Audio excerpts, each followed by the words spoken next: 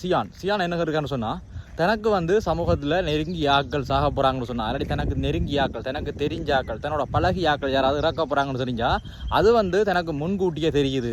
இது வந்து ஒரு அமானுஷியமா சாபமா அப்படி இல்லாட்டி ஒரு வரமா இல்லாட்டி ஒரு பவரான்னு சொல்லி கேட்குறாரு. இப்போ என்னன்னு சொல்லி பார்த்தோம்னு சொன்னால் பலமா போல இதை வந்து நாங்கள் 3 வழிகள் அணுக போகிறோம்.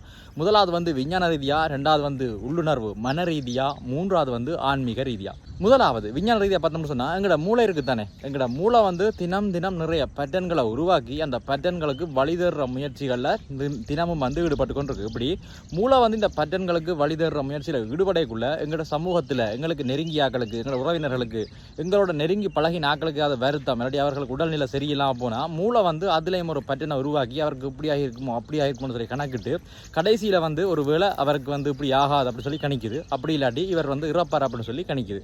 இப்படி கணிச்சு கொண்டிருக்கக்குள்ள சில வேளைகளில் இந்த கணிப்பு வந்து உண்மையாகிறது. அதாவது மூளை வந்து கணிச்சிருக்கும் இவர் வந்து செத்துருவார் அப்படின்னு சொல்லி கணிச்சிருக்கும். சில வேளைகளில் அது வந்து உண்மையாகிறது, அவர் வந்து இறந்து போயிடுறார்.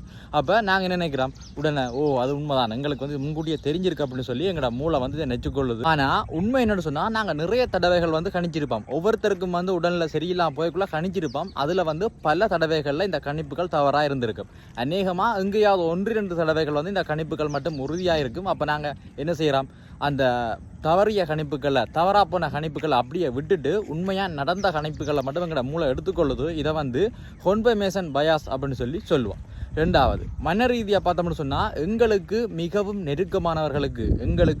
நெருக்கமானவர்கள் மேலே நாங்கள் வந்து அதிக அக்கறை காட்டைக்குள்ள அவர்களுக்கு ஏற்படுற சிறிய மாற்றங்கள் கூட எங்களுக்கு வந்து அதிக சிக்னல்களை தருது.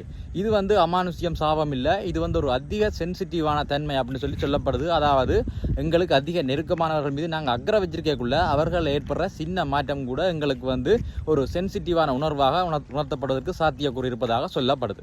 அடுத்தது ஆன்மீக ரீதியாக பார்த்தோம்னு சொன்னால் ஆன்மீக ரீதியாக உண்மை உலகம் முழுவதும் வந்து அநேகமான மதங்கள் வந்து இதை ஏற்குது.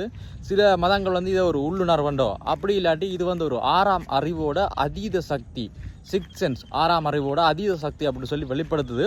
சிலருக்கு வந்து பிறவியிலேயே இந்த உள்ளுணர்வு தன்மை, யாராவது இறக்க போகிறாங்கன்னு சொன்னால் அதை முன்கூட்டியே உணர்ற தன்மை இருப்பதாக மதங்கள் வந்து இதை சொல்லுது.